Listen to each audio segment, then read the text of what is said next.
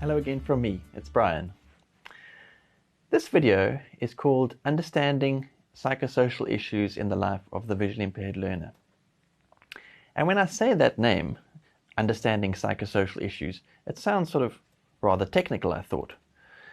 And yes, of course there are difficult issues to understand when we're trying to think about the psychosocial circumstances of the visually impaired child. But the key to these issues and the key message I want to communicate with this talk really is a very simple one.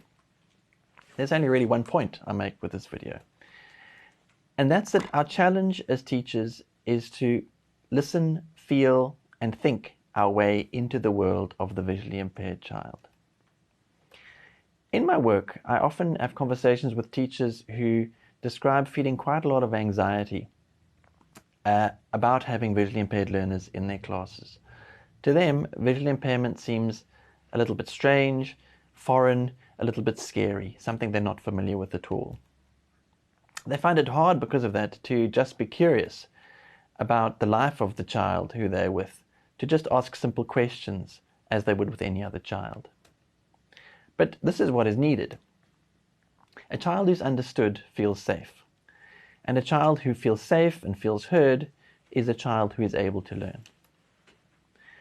It's true that for people of any age, adults or children, vision loss is often traumatic. And so we'll see signs of emotional distress in the children in our classes. And like any other child, these children need to talk to a safe and caring adult about what they're experiencing.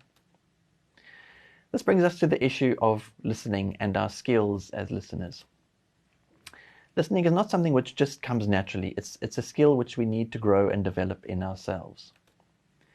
It must be grown over time with deliberate intent. Often when we're around traumatic feelings, particularly perhaps those associated with experiences we haven't had ourselves, when we're around those sorts of feelings, we feel helpless. And when we feel helpless about the distress of someone else, we often need to sort of step in and fix it. In that fixing role, which some of us as teachers know all too well, sometimes all we can do is miss the experience that's being described to us, forget to actually just listen to the human that we are with. Trusting and honest relationships of all sorts are built on good listening. Not on forced solutions, not on sorting things out, but actually on making real contact with the person, with the child we are with. I find it useful in this discussion to think about the difference between empathy and pity. Empathy surrounds the question of what it's like for you as another human being, finding out what it's like, what things are like, what life is like for somebody else. It's a caring, respectful, and quite simple attitude to take where we open our ears and open our hearts to what things are like for someone else.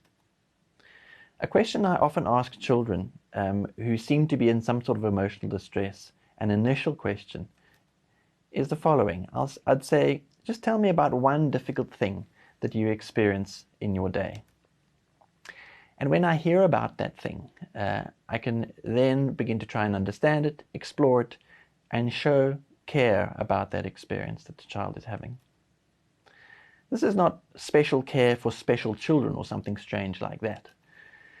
That kind of care to me is more like pity. Instead, it's just simple care, curiosity, and understanding which we would show for any child.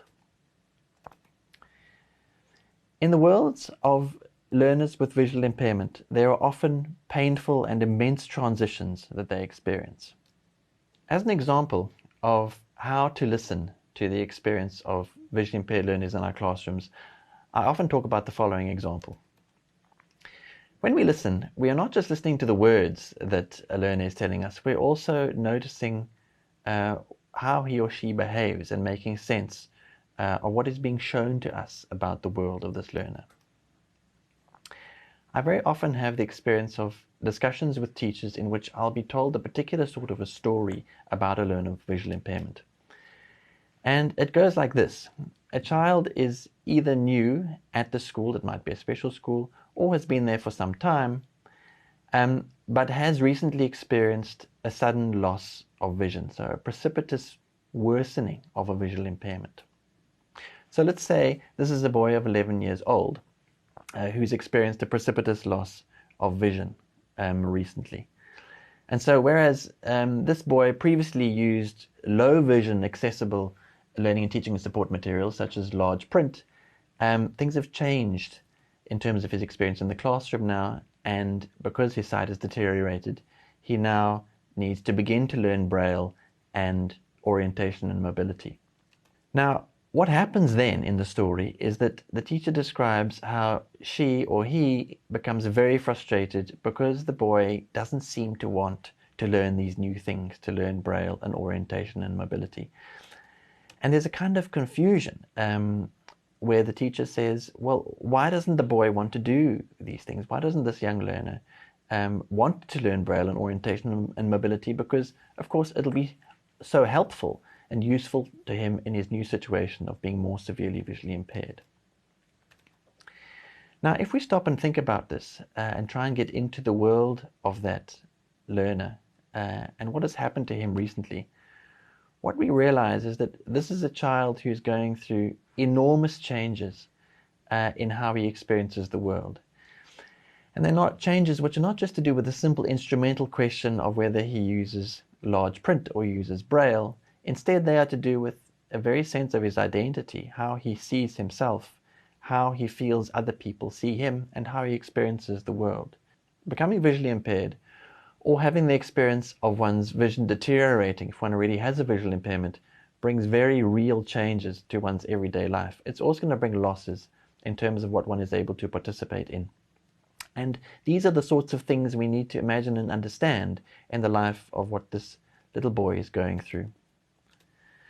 If we understand those things, then we see the child's unwillingness to learn Braille or orientation and mobility not as bad behavior or disobedience, but simply as a completely understandable part of the process of adjustment to his or her new world. We need to open our ears to understanding that experience in a sensitive and supportive way.